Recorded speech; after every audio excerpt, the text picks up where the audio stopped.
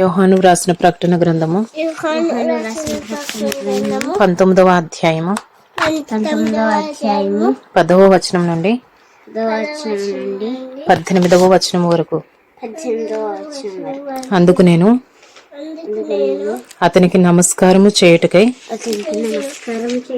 అతని పాదముల ఎదుట సాగిలపడగా అతడు వద్దు సుమి, నేను నీతోనూ యేసును గూర్చిన సాక్ష్యము చెప్పు,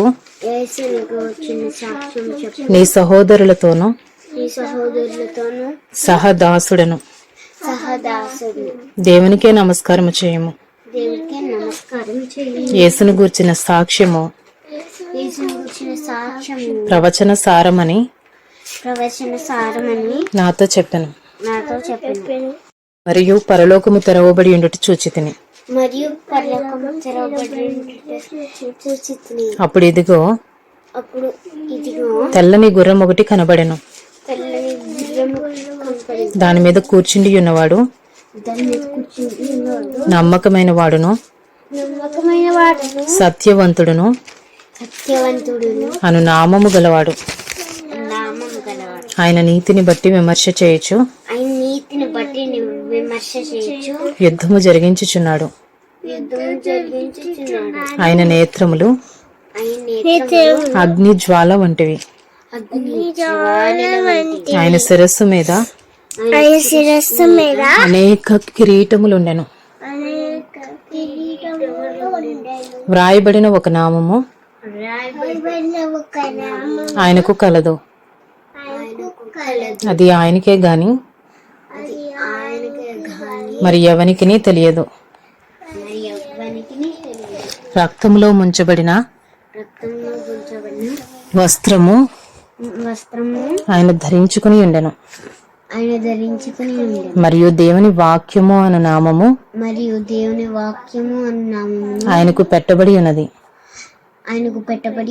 పరలోకమందున్న సేనలు శుభ్రమైన తెల్లని నారబట్టలు ధరించుకుని తెల్లని గుర్రములెక్కి ఆయనను వెంబడించుచుండిరి. జనములను కొట్టుటకై ఆయన నోటు నుండి వాడిగల ఖడ్గము బయలువెడలుచున్నది. ఆయన ఇనుప దండముతో వారిని ఏలును. ఆయనే సర్వాధికారియగు దేవుని తీక్షణమైన ఉగ్రతను మధ్యపుత్రొట్టి తొక్కును. రాజులకు రాజును ప్రభువులకు ప్రభువును అను నామము ఆయన వస్త్రము మీదను తొడ మీదను వ్రాయబడి ఉన్నది. మరియు ఒక దూత సూర్య బింబములో నిలిచి ఉండుట చూచి అతడు గొప్ప శబ్దముతో ఆర్భటించి రండి, రాజుల మాంసమును సహస్రాధిపతుల మాంసమును బలిష్ఠుల మాంసమును గుర్రముల మాంసమును వాటి మీద కూర్చుండి వారి మాంసమును స్వతంత్రులదేమి దాసులదేమి కొద్దివారిదేమి గొప్పవారిదేమి అందరి యొక్క మాంసమును తింటుకై దేవుని గొప్ప విందుకు కూడి రండని ఆకాశ మధ్యమందు ఎగురుచున్న సమస్త పక్షులను పిలిచెను. Revelation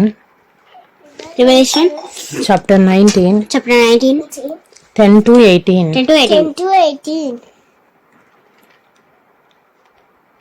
Then I fell down at his feet to worship him. But he said to me, you must not do that. I am a fellow servant with you and your brothers who hold to the testimony of Jesus. Worship God. For the testimony of Jesus is the spirit of prophecy. Then I saw heaven opened, and behold, a white horse. The one sitting on it is called Faithful and True, and in righteousness he judges and makes war. His eyes are like a flame of fire, and on his head are many diadems, and he has a name written that no one knows but himself. He is clothed in a robe dipped in blood,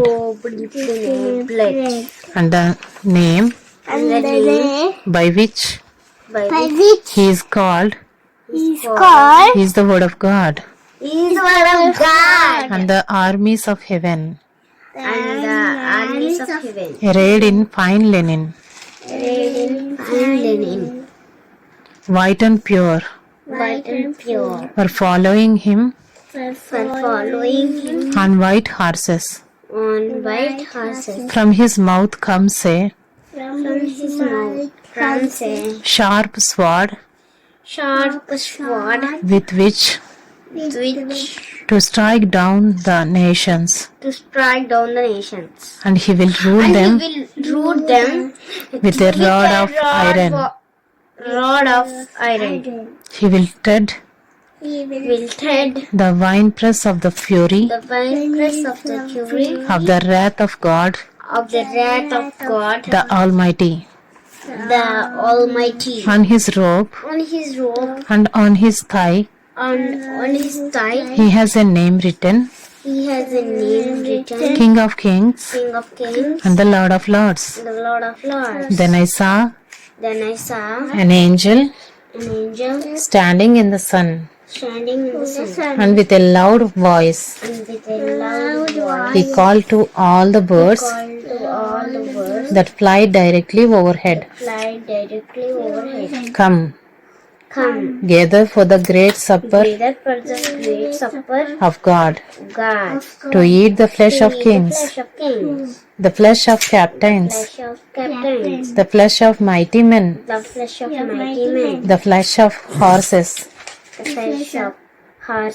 and their riders, and the flesh of all men, both free and slave, both small and great.